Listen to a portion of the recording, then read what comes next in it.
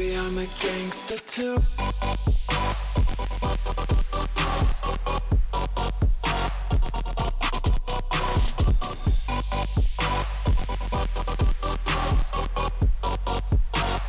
Baby, I'm a gangster too. Hello, hotties, and welcome to Kisses and Chaos. Yes, my podcast. I'm finally doing it. I'm your host, Lucy, a singer, songwriter, producer, DJ, and a gamer on Twitch, baby. You know, I felt like I am a yapper. I yap in my songs. I yap on Twitch. So I might as well tell you guys about the chaotic, messy stories I have gotten myself in over the years and currently, like today's episode, which is all about toxic relationships and why they're so hard to leave and why we get so wrapped up in them. I'm currently going through this right now, actually, like literally in the process of leaving this hoe.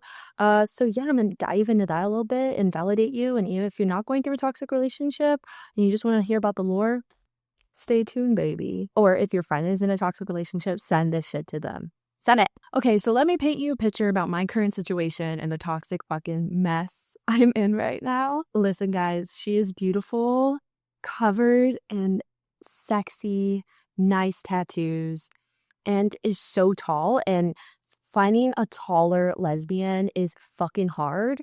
No hate to the short gang. I've dated so many short girls, but I've never really felt small before because I'm a taller girl. I'm 5'7", so usually my girlfriends are around that height or shorter. Some of them are a little taller, but it's just like she's like kind of like a unicorn, like a fucked up unicorn.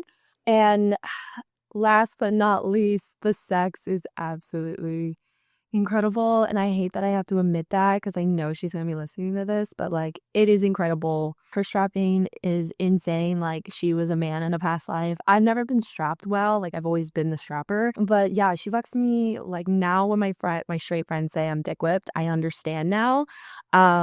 Because she has done this to me. Like I am so dick whipped to the point where like I am excusing awful behavior. You know, I don't know if you've ever been there. It's kind of embarrassing. She also is like a professional ass manipulator and a love bomber. Like she will do something really fucked up, but then her words are so amazing. And she will like pull at my heartstrings. Like she'll talk about babies and like getting a Victorian house in Salem. That's some of my dreams, you know? And honestly, she's been one of the only people to really bring out my feminine and submissive side. I've never really wanted to have the kids, like be pregnant, but with her, I was seeing that for myself, and I don't know what she did because all my exes would be like, oh my, like, what the fuck? Like, you've never felt like that. So she unlocked this very submissive, delicate side of me, which is so fucked because she's so not nice. So I don't know if it's because she lies in her masculine so much, and usually I lie in my masculine, but it was just the good sex combined with her beauty, combined with her love bombing, just made a recipe for disaster. I'm honestly somebody who always paints red flags green. It's really fucking annoying about me. Like I'm 27, like I feel like I can't be doing that anymore. Like, but it's slim pickings out here, and that's how it feels sometimes. Like going on Hinge, man. Going on Hinge is not it. So let's talk about the red flags that she had. She was extremely angry, very, very reactive of a person. She kind of like reminded me of all my ex's bad qualities in one: substance abuse issues, to anger, to really bad possessiveness. And she literally, I would catch her in lies like since the beginning, and they were like wide enough where I would just let them go. But yeah, the nail in the coffin, like the reason why I'm finally fucking leaving, is because she lied to me about sleeping with her ex a couple days after her asking me to be her girlfriend. And technically, we weren't together, but we were like actively working on getting back together. And the reason why we were together was because in Salem, she punched a wall. And that scared me because I am someone who used to be with somebody who was physically abusive. So it like literally shocked my nerve system so much that I literally like fell asleep. Like it was crazy. So even though after that, I was still actively trying to work on getting back with her. But she was sleeping with her ex. And where it really lies down to is the fact that she found out when me and her weren't together that I hooked up with somebody else. And when she found out, she made me feel like the worst person alive. Like I was having panic attacks.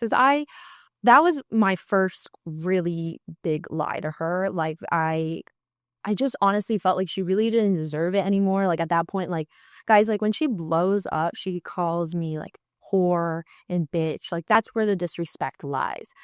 So I just, when it comes to that point, you just feel like they don't really deserve anything from you. And even though I know where I fucked up was lying. Like I wish I just would have told her from the start, because me and her started to try to get back together. But she kept saying things like, if you ever fuck someone, I'm never gonna find you attractive anymore. But that was just her projection, because the whole time she fucked her ex, where I really saw her true colors was because she made me feel like such an awful person, knowing damn well she did the same thing but worse, because it was with her ex. It was right after she asked me to be her girlfriend, after she fucked up.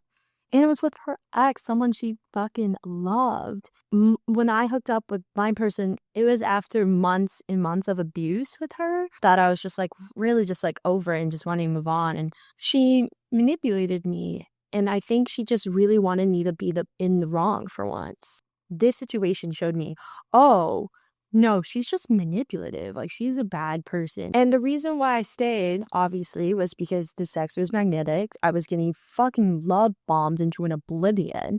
I mean, she pulled at every heartstring I had and made me feel like she could really change.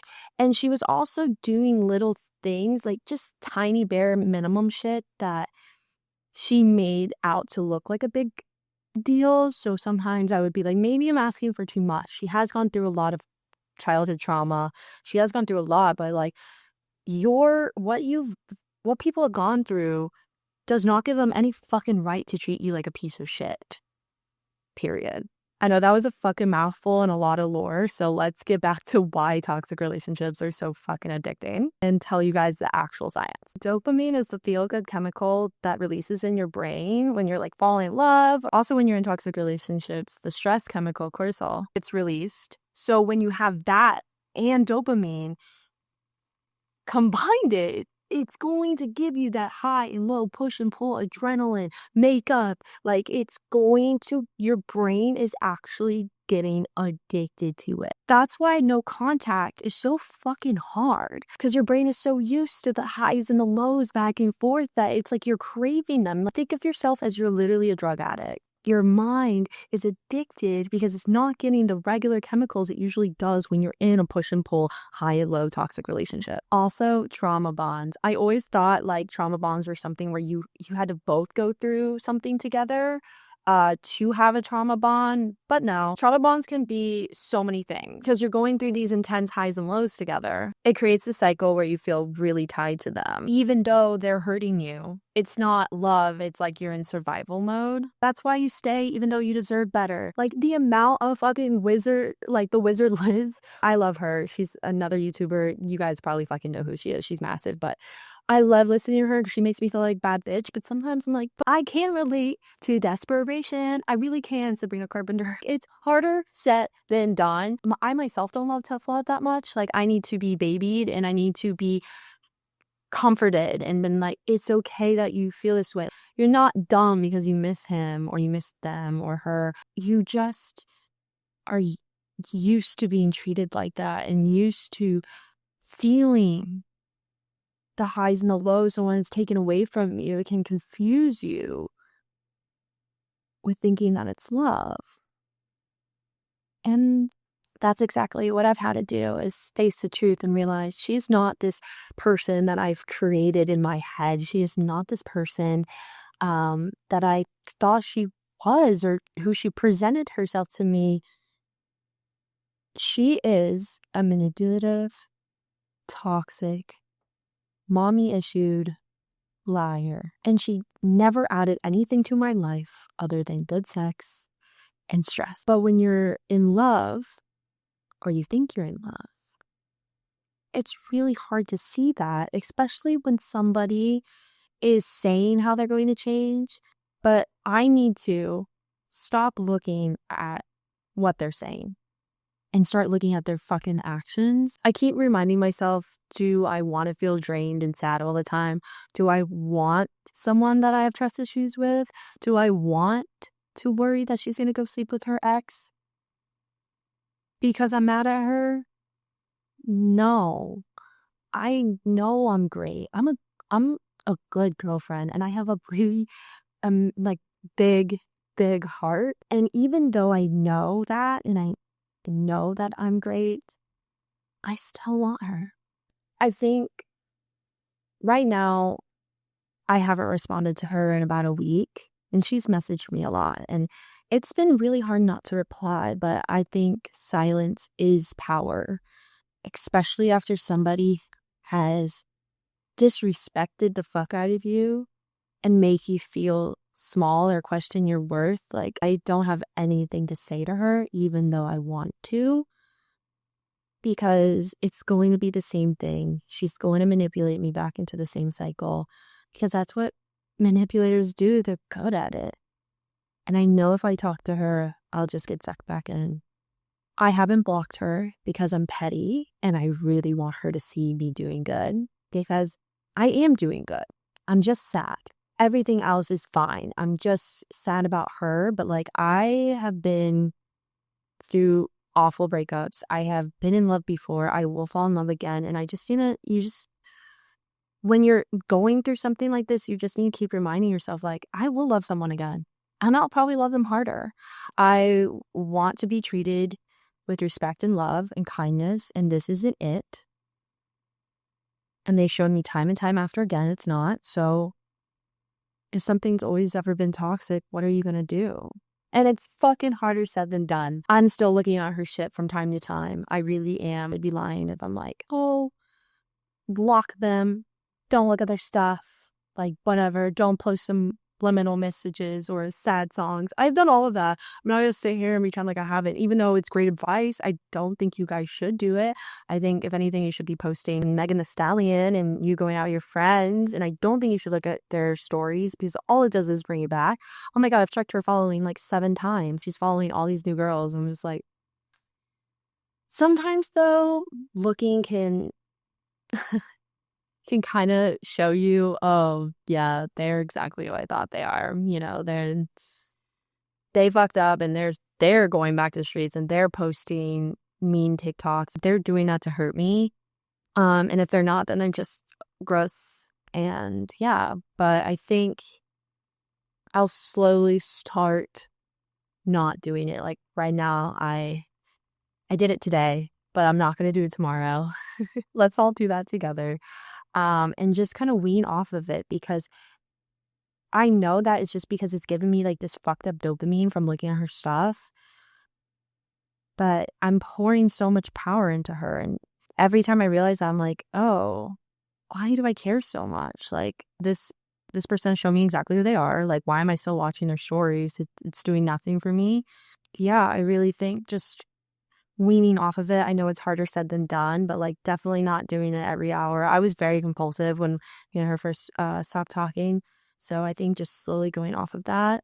I also did a cord cutting ceremony. I'm very witchy. Yeah, you can literally just take 2 candles, 2 different colors. One's you carve the name of the other into the other and put a little cord around it, like rope or something, and burn it, and just imagine them slowly getting away from you. And I wish I could tell you like, oh, it cured me, I'm good to go. But no, it didn't. But it feels symbolic and it feels good, and it's a visual representation. I also think going out with your friends is fucking key. I have been on a little bit of a cute little bender, but not too much of a bender where you're like ruining your life or not going to your responsibilities and stuff. Just like cute benders. Like, be that girlfriend that goes through a breakup and like you see them in Ibiza, like that's what I want for you. I don't want you to like drink yourself into like calling them. I only did that once. I have only drunk called her once, and that was when it first happened. And I haven't done it since, and I've been drunk after that. So like I was saying, go out with your friends, spend time with people that really make you happy, and honestly, like, take up a new fucking hobby. Do something that you've never done before. Start a new chapter that you never did with them.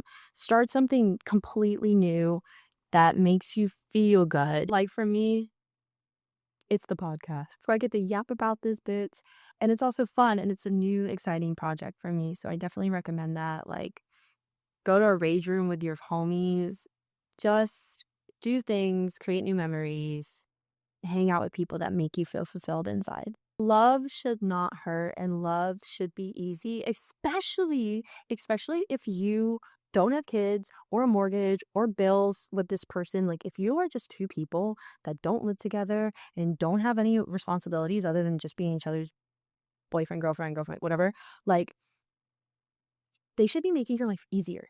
There should be really not a lot to fight about. Maybe some tiffs, but like, for the most part, there shouldn't really be anything that intense. And if there is, then run. I should have ran.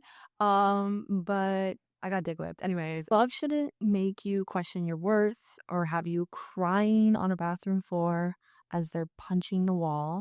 Love should be steady and supportive and peaceful and make you feel safe and loved and happy, especially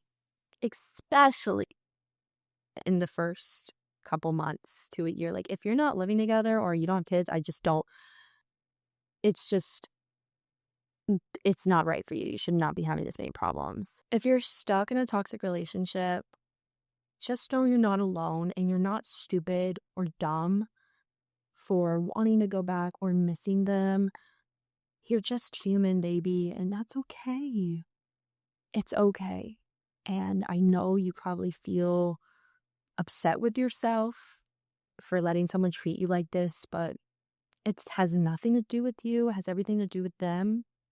And the way you take your power back is just walking away and not giving them any ounce of space in your life. It's harder said than done. Like, literally, most abusive relationships, the woman goes back 8 times, I believe, before they finally leave. And sometimes more or less. It takes time, baby. It's okay. I see you. I feel you. I'm also going through this. I've gone through this multiple times, and I'm 27. Like, sometimes I'm just like, why am I still making these choices or being with these people who aren't good for me? And I think the first step is really recognizing that and actually looking at the red flags next time and realizing you don't need to fix anybody. They have to do that themselves, and it takes years. It takes years. I used to be way more toxic when I was younger, and it took me years of therapy and years of self-reflection, and a lot of people don't even like admitting that. But we're gonna get through this together, and I love you so much. Don't forget to DM me your stories, or if you need any advice, I'm always here for you, baby. I'm going to be making a lot more episodes on how to get over breakups, to how to deal with no contact, to can you have sex with your ex. So let me know what you guys want to hear. Don't forget to like, follow, subscribe, and share this pod to anybody you think needs it or who wants to hear about my lore more. I got way more chaotic ass stories coming for you guys. This is just the tip of the fucking iceberg, honestly. But remember that you are the prize, you are the pedestal, and don't let anyone make you forget that. Okay? You're hot as fuck, bitch. Love you.